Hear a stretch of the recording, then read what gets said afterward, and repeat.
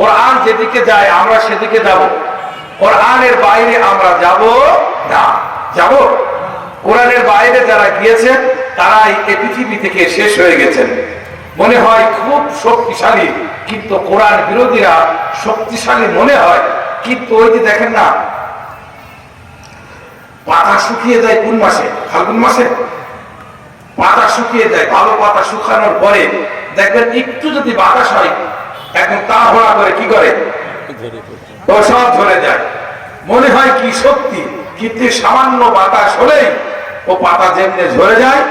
অপশক্তি, খারাপ শক্তি, কোরআনী বিরোধী শক্তি ঠিক একটু ঝাঁকি দিলেই, আল্লাহু আকবার তাকবীর দিলেই ওরা ওই রকম শুকনা পাতার মতো ঝরে যাবে। ওদের শক্তি আর থাকে না।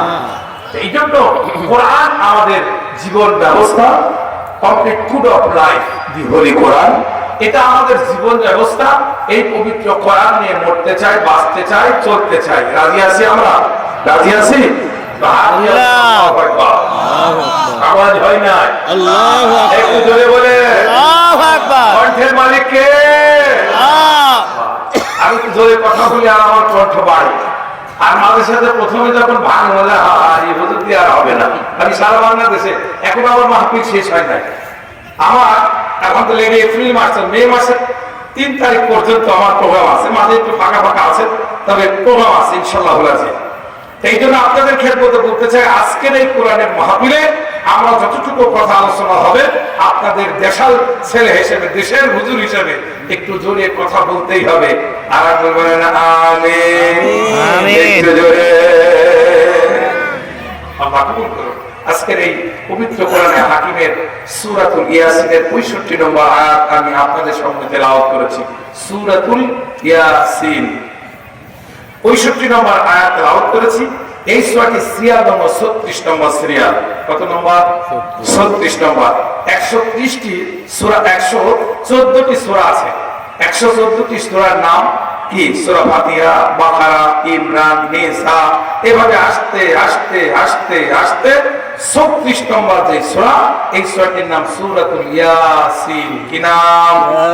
ইয়াসিন। এটা পবিত্র কালামে হাকিমে আছে। এই সূরাটি যে তেলাওয়াত করা হয়, প্রাণ অন্তর আল্লাহর দিকে রাহে যায়। জোরে বলেন ঠিক কি না? এই সূরাটি সুবহানাল্লাহ তাআলা তেলাওয়াত করেছে 36 নম্বর সূরা। আর এটা 22 পারার শেষে 23 পারা শুরু। 22 পারার শেষে থেকে শুরু এবং 23 পারা থেকে এই সূরাটি সূরাতুল ইয়াসিন। এই সূরাটির ভিতরে সুবহানাল্লাহ তাআলা 83টি আয়াত রয়েছে, 5টি রুকু রয়েছে। 83টি আয়াত, 5টি রুকু নাজিল হয়েছে মক্কা শরীফে। পবিত্র কালামে হাকিম পরে কোরআন মজিদকে দুটি ভাগে ভাগ করা হয়, একটি মাক্কি আর একটি মাদানী সূরা। মাক্কি সূরা, এই সূরাটি মাক্কি সূরা। দুটি ভাগের ভিতরে ভাগ করার ভিতরে কারণ কি? একটি মদিনায় জীবনে যতদিন পর্যন্ত রাসূল সাল্লাল্লাহু আলাইহি ওয়াসাল্লাম চলেছেন, ফিরেছেন, যতদিন পর্যন্ত আল্লাহু আকবার থেকেছে, এমন অবস্থায় যত সূরা বা আয়াত নাযিল হয়েছে, ওই সূরাটিকে মাদানী সূরা বলা হয়।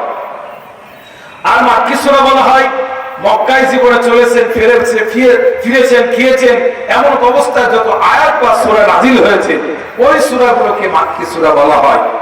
মক্কায় থাকাকালীন সূরাতুল ইয়াসিন নাযিল হয়েছে।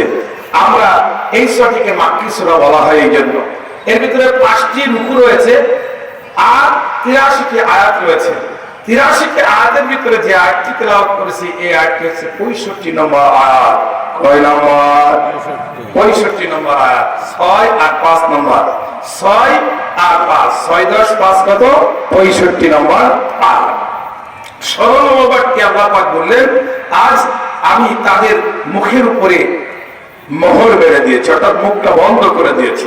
আল্লাহ পাক বলছেন আল ইয়াউমা, এমন একটা দিন আসবে, সেই দিন মানুষগুলো সকলে উঠবে। ওঠার পরে আল্লাহ বিচার করবে, আল্লাহ বলবে, প্রশ্ন করবে। আমরা তখন মুখ দিয়ে জবাব দিতে চেষ্টা করব। আল্লাহ বলবেন যে আজকে মুখ দিয়ে যদি তোমরা আমার সাথে কথা বলো, মিথ্যা বলতে পারো, কারণ দুনিয়ার মানুষগুলো মিথ্যা বলার অভ্যাস আছে। ধরে বলেন ঠিক না? এমনকি মানে বাবার সাথে, মায়ের সাথে, সমাজের মানুষের সাথে মিথ্যা বলতে বলতে আল্লাহ আল্লাহ পাক জানে যে ওরা আমার সামনে মিথ্যা বলতে পারে। আমি সবচাইতে ঘৃণা করি ওই জিনিসটা যিনি মিথ্যা কথা বলে, ধরে বলেন ঠিক না। তাহলে আজ থেকে মিথ্যা আর বলবো না, বলবো মিথ্যা বলা যাবে না। অনেকে বলে স্ত্রীর কাছে মিথ্যা বলা জায়েজ আছে, অনেকে বলতে যায় না। এখন 500 টাকার শাড়ি বাড়িতে এনে যদি বলেন 1200 টাকার শাড়ি, স্ত্রী বারবার এরকম করে। যদি কায়দায় যদি স্ত্রী একটু মুরগুটুকু হয় বা সরি যদি একটু অজানা হয়, তাই না খুব ভালো চুমা খায়, খুব ভালো। আর যদি ওই স্ত্রী কায়দা মতন কোন দলের লোক হয়, তাকে বলবে এই দিন আমার নেতা এই শাড়ি দিছে, দাম নিচ্ছে 500 টাকা, তুমি 1200, তোমার কি চোখ না চোখে ঢেলা পড়েছে, ধরে বলেন ঠিক কিনা। বাঁধবে মারামারি জ্ঞানদা, এরপরে ও দিল্লির জাতিকে বাধ্য হবে, ধরে বলেন ঠিক কিনা। এই জন্য আপনাদের ক্ষেত্রে বলতে চাই, মিথ্যা সবচাইতে জঘন্যতম অপরাধ। মিথ্যা বলা যাবে না। মিথ্যা একটু চেষ্টা করেন, আজ থেকে আগামীকাল থেকে মিথ্যা আর বলবো না, চেষ্টা করেন, হয়ে যাবে আলহামদুলিল্লাহ। দেখেন মিথ্যা বলা হয় শুধু অপ্রয়োজনীয়, প্রয়োজনীয় কি বল, চায়ের দোকানে যাবেন, কথা বলতে বলতে এখন মিথ্যা বলে সুন্দর একটা গল্প সাজিয়ে দিল, কেন কি দরকার ছিল, ওর ভিতরে সব আছে। মিথ্যা বলা আজ থেকে মনে মনে নিয়ত করবেন যে আমি মিথ্যা বলবো না। আর প্রতিদিন রাতের বেলা ফজরের নামাজ কি সলাতুল ঈশার নামাজ পড়ে আল্লাহর কাছে দোয়া করুন, আল্লাহ আজকে অনেকগুলো কাজ করেছে আমি মিথ্যা বলি নাই, আল্লাহ পাক বান্দার উপরে রহমত নাযিল করে বলেন সুবহানাল্লাহ। কি দরকার 18 টাকার একটা জিনিস কিনে আমাদের দহকুলার বাজারে হোক, ওরাদের বাজারে যাই বলে আল্লাহ কিনি, আমি 55 টাকা দিয়ে কিনে নিয়ে আসছি, কিন্তু 60 টাকা কম দেওয়া যাবে, কিনছে কয় টাকা, 18 টাকা। এই দুটো খবরদার মিথ্যা বলা যাবে না। মিথ্যা বলা বড় অন্যায়, বলেন ঠিক কিনা। মিথ্যা বলতে বলতে দেশ ও জাতির মানুষগুলো এমন পর্যায়ে হয়ে গেছে, এজন্য আল্লাহ বলছে এই মিথ্যা বলতে পারে। দেখেন না, কিছুদিন কিছু হয় আর না হোক, ওই একটা কথা বলে ফেললো, বলেন ঠিক কিনা। আবার আমাদের মানে রাষ্ট্র ব্যবস্থাটাও মিথ্যায় পরিপূর্ণ হয়ে গেল। একটা ক্রস ফায়ার 5 দিন আগে ধরছে, ধরার পরে ওকে যা যা বলার দরকার দিচ্ছে মিথ্যা একটা নাটক সাজায় ব্রিজের উপরে দিয়া বলে ওখানে অস্ত্র উদ্ধার করতে গিয়ে একেবারে আমাকে গুলি করে বাইরে দিলাম, অথচ 5 দিন আগে সে ধরা পড়ছিল, যেন বলেন ঠিক কিনা। এই মিথ্যায় মিথ্যায় রাষ্ট্র যেরকম মিথ্যায় পরিপূর্ণ হয়েছিল, ঠিক মিথ্যার পাহাড়টা মুহূর্তের ভিতরে শেষ হয়ে গেছে, গোটা পৃথিবী সেটা জেনে ফেলেছে, যেন বলেন ঠিক কিনা। এটা তো মিথ্যা বলা যাবে, বলবেন মিথ্যা। ভাই আমার 5টা আমলের ভিতরে 1 নম্বর আমল আমি আপনাদের খেদমতে দিয়ে দিলাম। বললেন হুজুর আপনি পীর সাহেব থেকে আপনি আমল দিচ্ছেন, আমল মানে কাজ। আমি জিহাদি হুজুর, জোরে কথা বলি তাই জিহাদি।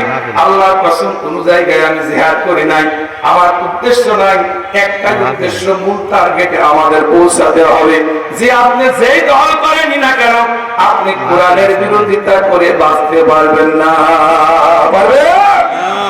এটা তো কোরআনের বিরোধিতা করবেন না, তো তাবলীগ করেন, আপনি অমক করেন, সমক করেন, সাই করেন, আপনি কোরআন এবং হাদিসের বিকল্প যেতে পারবেন না। এক জাতীয় এখন দেখেন হয়েছে, ওরা কোরআন মানে না, ওরা হাদিস মানে, এরকম হয় না এক জাতীয় আছে, বলে নিজেরা দাবি করে আমরা আহলে হাদিস, বলে না।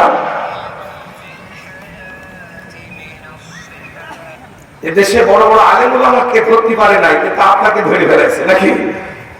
এদেশে কোরআন পড়নেওয়ালা ব্যক্তিদেরকে ধরতে পারলো না। আপনি কোথাকার এক দেশের আর গেলেন, যাওয়ার পরে সেখানে দেয় সেই দেশের মানুষ কিভাবে কি করে আপনি সেইভাবে করেন। আমাদের কিছুদিন আমাদের এলাকায় এরকম হয়েছিল, বরিশালের পীরের মুরিদ হলে আমাদের এলাকার লোক এই দহকুলার লোক ও বরিশালের মতন কথা বলে, আইসালের লোক যদি পীরের মুরিদ হয় তাহলে ওই রকম কথা বলে। আজানেরও পরিবর্তন হয়ে গিয়েছিল, যেটা বলেন ঠিক কিনা। আজানটা হবে কেমনে? ঢাকাতে যেভাবে আজান হবে, মদিনায় যেভাবে আজান হবে, আমার বাড়ির পাশের মসজিদের ওইরকম আজান হতে হবে, যেটা বলেন ঠিক কিনা। আল্লাহু আকবার, আল্লাহু আকবার, আল্লাহু আকবার,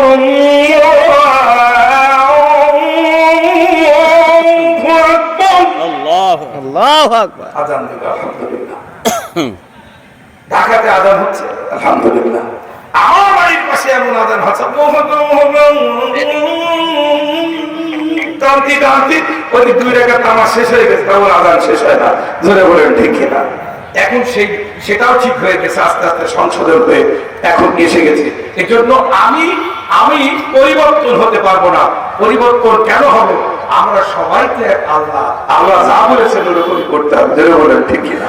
প্রিয় ভাই আমার, আল্লাহ পবিত্র কালামে হাকিমের সূরাতুল ইয়াসিনের 65 নম্বর আয়াত যেটা তেলাওয়াত করেছি, আমার সাথে পড়ুন, বিসমিল্লাহ